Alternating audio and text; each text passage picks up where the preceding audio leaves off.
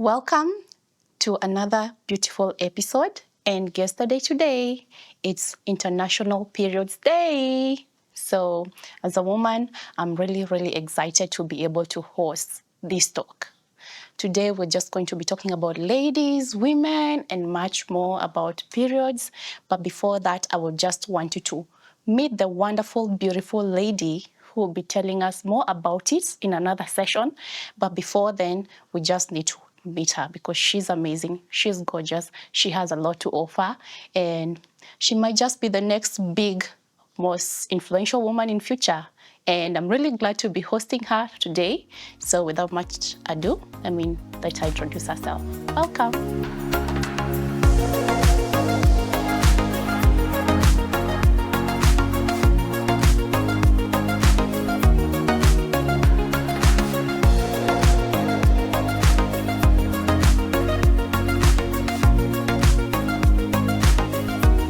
Before I introduce you to this very beautiful lady, I would just like to remind you to please subscribe if this is your first time here, and if you're a returning subscriber, just say a huge thank you. I have really been humbled by the responses that I've received, and I do not want to keep you waiting. Please like this video, and if you like it and you think that somebody else might benefit, don't forget to share. Let me now pass it over to my beautiful guests. Welcome, my dear. All right.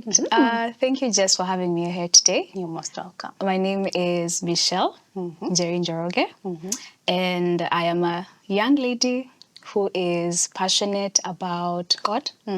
I love art. I'm very passionate about technology. And my recent love, I am very passionate about women. Wow.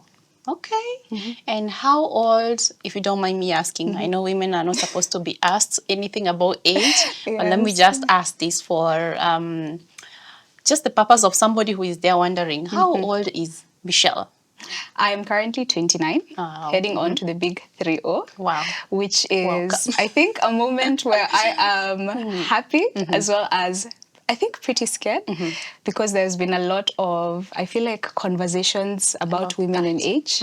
So, That's true. Yes, I would say right now I'm very excited for the next journey of life. Yeah. Okay. Welcome very much to the Jacinta crew, and just like you, I'm very passionate about women, and that's something that we have in common, and I would like you to just tell us more about. First of all, I met you last year in this, was it a women's meeting? Women in Business. Yeah, Women in Business kind of setup there. And it was a networking event, and we just got into this conversation. And first of all, I'm even surprised that you tell me that you're an introvert. How are you an introvert? And that time I met you and we kind of just struck a conversation. You seemed to love talking to people. And we actually got into this clique of ladies. First of all, how would you describe yourself? Are you really an introvert, or where are you?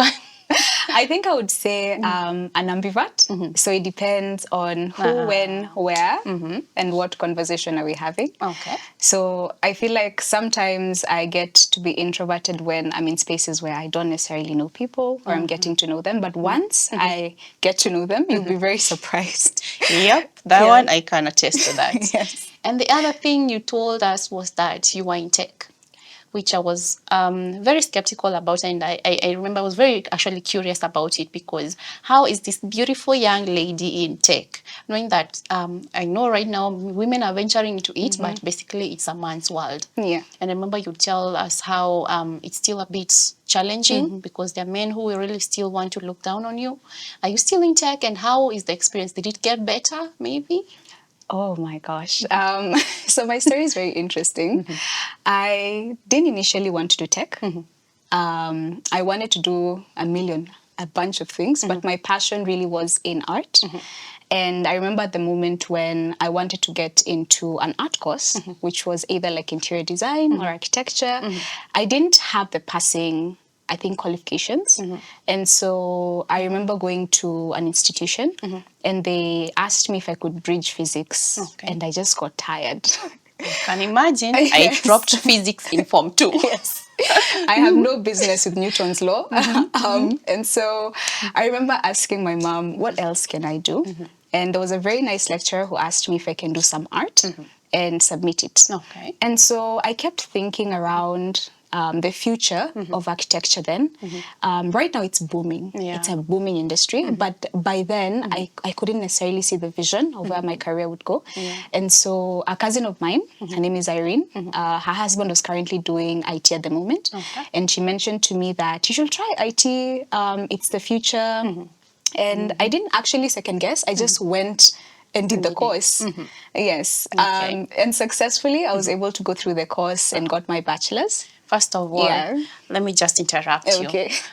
When some of us were thinking of, I don't know, didn't even have an idea of where we wanted to be, Yeah. you were thinking you wanted to be an architect. Yes.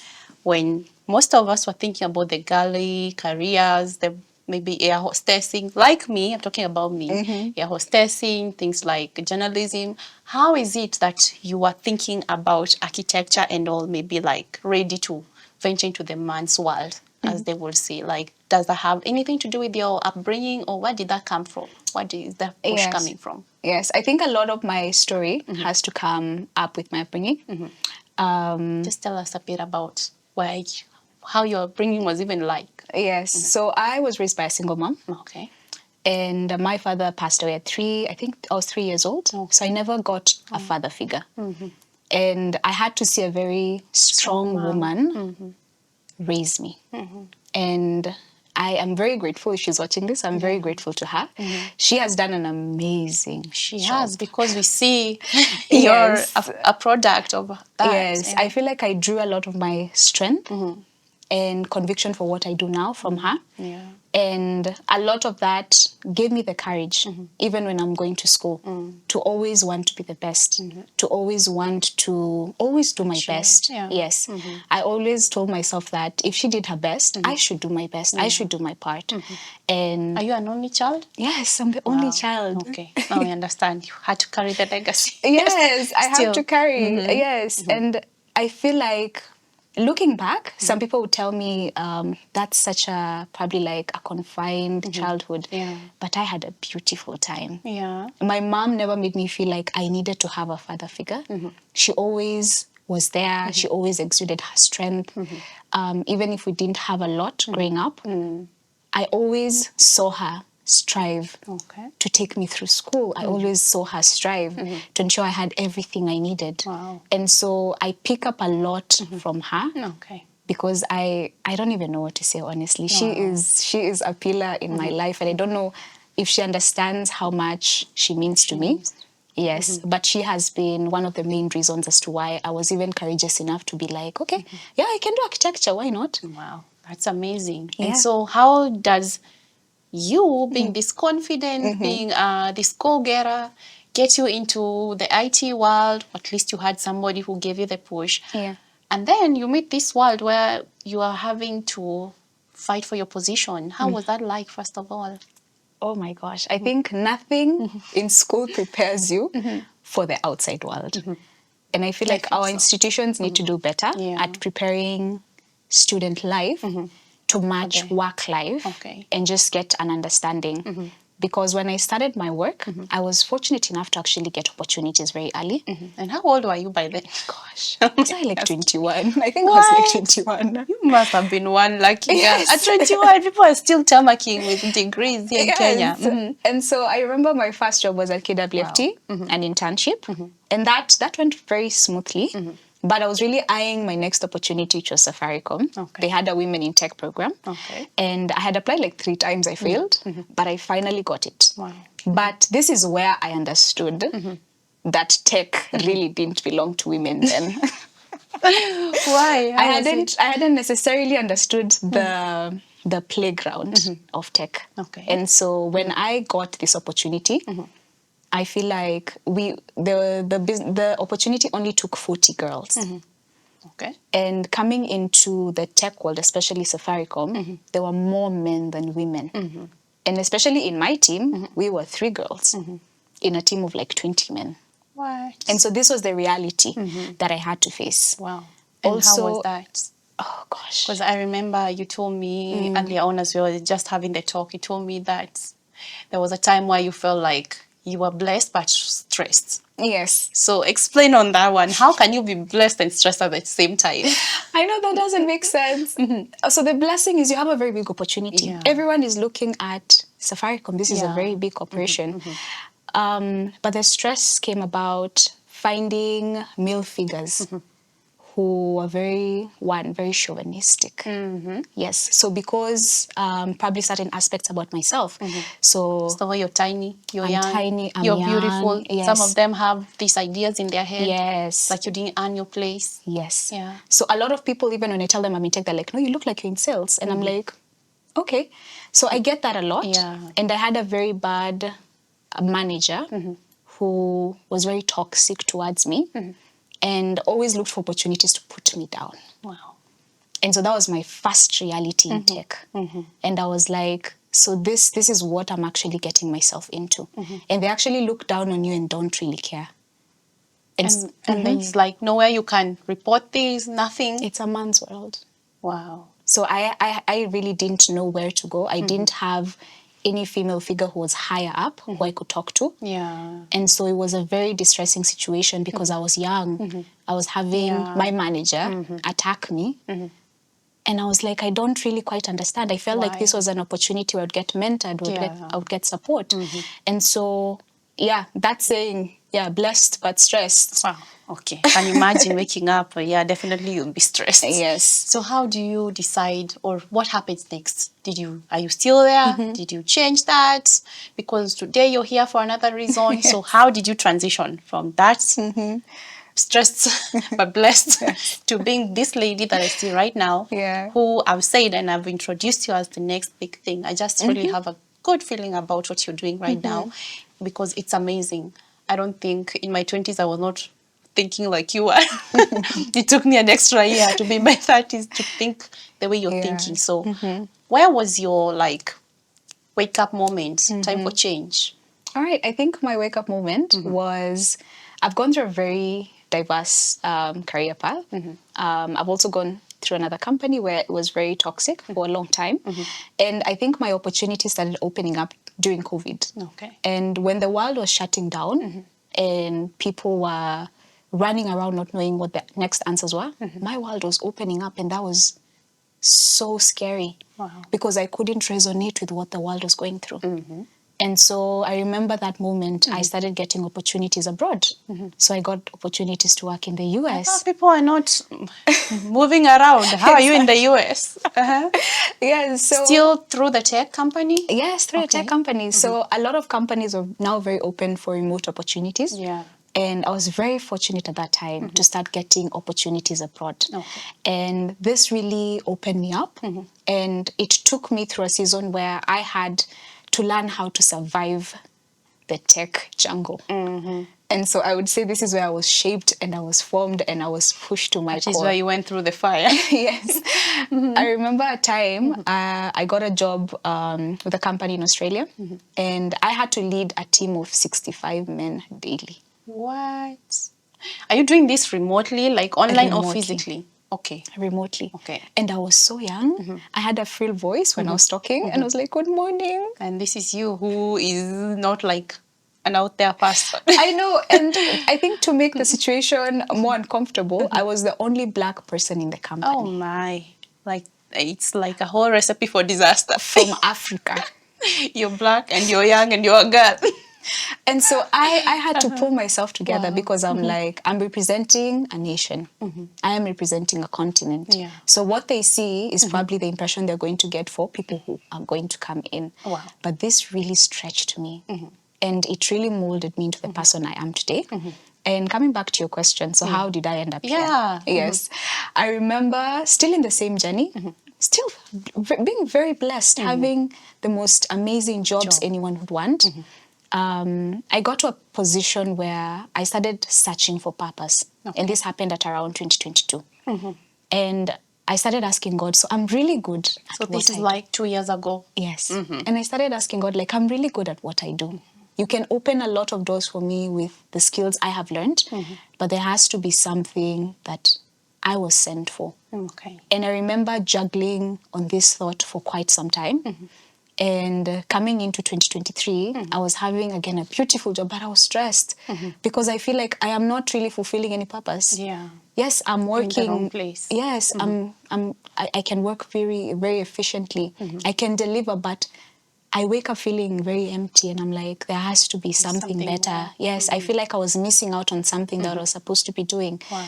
And I started a very personal prayer journey where I even isolated all my friends Wow. because I really needed to understand what is it that I'm missing from my life that would really drive me forth. And this would be something that I can wake up every morning and be like, yes, this is what I was meant to do. This is why I am here. Yes. I feel like I can resonate with, not just me, but also a bunch of other people that I have heard the story. Like it comes to you at a very weird time. Like the timing is never like when you think, okay, maybe I have hit rock bottom. For some, it can be during that time when the change comes, but for others, it's when you're at your top. But it's always the feeling of emptiness despite having it all. And I think I understand you in the sense that I knew I was, especially in the relationship that I was in, like people would look at me and have everything. You're supposed to be happy. I'm even telling myself, why are you not happy? You're supposed to be happy. You have everything that everybody else would consider to be what they're praying for. It's what everyone is praying for. But then you're not happy and you ask yourself, is there more? Because that is also what I used to ask myself. Is there more to this life, or is this just it? Yeah. So how do you take that courage? Because it's a leap of faith. And so many people have the fear of the unknown, and I feel like telling from your story, everything prepared you for this moment. Yes. From your childhood to the job to everything was preparing you for this moment. Would you say so? Yes. I would say my point where I took a leap of faith was sometime, I think, still back in 2022. I have a friend who has, I feel like, very severe periods. And she was going through a very hard time trying to find the best product for her. So you'd find she didn't necessarily understand, or just going through the products that are in the market, she didn't really find a fit for her. And so I didn't even know what that meant to begin with. Yeah. And so I took that thought, put it at the back of my mind, and forgot about it. Okay. So coming into 2023, Janet hosted an event. Janet Mbogwa. Janet Bogwa, yes, Okay. at Safari Park. And it was just completely about having a discussion around menstrual health. And so I don't even know why I paid for the event. You get, there are some things that God only understands. Yeah, just the timing. Yes, the timing. And I paid for the event, and I was very keen actually on that day to listen to the whole discussion. Okay. And a couple of things were pulled from her book, where she talks about her story and interviews she's had with girls who, one, don't have accessibility to menstrual product. Okay. You find that girls are using sawdust, girls are sharing pads. And I was like, this is 2023. We have so much going on coming from a tech world. And I was like, why are we as Kenya, as Africa, still navigating through the same issues? There has to be a better way. There for years and years. Yes. And we had some really great champions in the meeting who were basically talking about the path that they're taking. And I left that discussion because she mentioned something very crucial. And she said that this is a collaborative community. And as many as can come to make sure we eradicate this problem, it would be best to see that the girl child has been able to be empowered, has accessible product, has spaces where she can change into her pads. And I thought to myself, what am I actually doing? Yeah, which role are you playing in all this? Yeah. So what role am I actually playing? Because I thought this is a continuous problem. I have come in with a new generation. We have a new generation coming in, Gen Zs, and we're still going through the same narrative of the same issue. And I talked to God, and I was like, I need to play a part. Okay. And saying that, He gave me an answer. I first of all feel like the calling or the feeling that you had of asking yourself that, because I have been to such events where I live just feeling like, okay, I've had nice stories, I'm good, I'm psyched. But it was because the message was for you. It was not for everyone else. Because you've been there and you chose to do something about it. Yes. I'm sure others just networked. They had people, they talked to people, they ate food and they took pictures and went home, right? That's true. Yeah. So what did you do now with this information and with this All right. mindset? So I think my first thought was, what product do we have on the market? And I was like, how do I make it more accessible? How do I make product that's more biodegradable? Because one of the issues that came up is all the pad, which is made of plastic, ends up in the minefields in Dandora. Okay. So we have a lot of bacteria brewing just because of our blood. And I was like, oh my gosh, this is plastic that will take years to degrade. And it's sewage that has to live in communities that are marginalized. And so my first thought was, can I come up with a fully biodegradable pad? First of all, before we even go into this, because Yeah. I feel like that is the elephant in the room. Yes. When did you decide, like, I am done, bye Tech World, here's my new journey? I was actually not even done by then. I was just looking for what product can I actually come in with. Okay. I hadn't taken the leap of faith, and I was just browsing and going through and understanding, okay, so if you bring a product, this is a business. Yeah. You have to understand about it. where it's sourced, how it's going to come in, how it's going to be distributed. So I hadn't taken my leap of faith then. I was still borrowing time from God Okay. to really understand where or when I should take the leap of faith. But actually, this happened as I was going through the year, and something last hit year, me. Yes, last 2023. year. And yes, around actually June. Yeah. And I was thinking, because when we met, was it around August? August, yes. Yeah, that's when you told us you have something that you're working on and that Yes. maybe you would call upon us to just be part of it. Yes. Yeah, and I just heard a bit about it and I was like, okay, she might come up with this. Yeah. You know, the way somebody just tells you an idea, but then you're like, okay, because not so many people actually push through with it, but you did. Yes. Yeah. Yeah, I understand. So around June, I started thinking about, I asked God again, I can't come in with something that's already in the market. Yeah. And that's a very wild question. Asking, knowing that so what can you actually bring to I the market? know, because I always ask, because they say, I remember even for me back in the day where I used to be in construction. Yeah. And I remember that there was this guy who is heading, they're one of the main dealers of the floor tiles. And he used to tell us, the money is not in the distribution, it's in the production. Why don't you think of something that you can produce? And in my head, I will sit down and think now, what has not been produced? Yes, what has not been produced yet? Yeah. And I've never gotten this. But apparently you did. So how do you come up with that Yes. answer? And so I was scrolling the internet because I was doing a lot of research. I wanted to understand the needs of women, not even in Kenya, worldwide. Yeah. So what are their sentiments when they're using certain products? And so I came along and found a piece of underwear. And at the time, I was like, it's a period underwear. And I'm like, okay, so you do wear, then put everything else together. Like, why is it so special? Yeah. And it took me 3 weeks. I kept reading that article for 3 weeks without clearly getting an answer.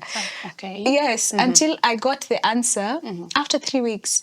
And the first thing I did was to look for manufacturers. And I was like, how can I bring it here first, have a feel, and understand this is actually the product that may be different, or the product that may be very revolutionary for Kenya. And would you say it's going to be revolutionary? It is completely going to be very. No, we're just going to hold this conversation here, end it here, because I feel like that is it, what you've just said there. And before we even go to the next part of now redefining it, seeing more about it, I know most of you are wondering, what is this that she's even talking about? She's going to tell us more about it in the next episode. So please, please, please don't move a muscle. Come back for the next episode, because you are really in the face of some big revolution. It's not a world war. It's actually a huge, huge step in the next phases of our lives, not just as Kenyan women, but like she said, it's a global thing. So please join us in the next video, the next episode, to see more about what Michelle here has come up with that is really something to celebrate today during the International Menstrual Hygiene Day, right? Yes. Yes. Today is the day. So Please remember to subscribe and share this video. Until next episode, bye-bye.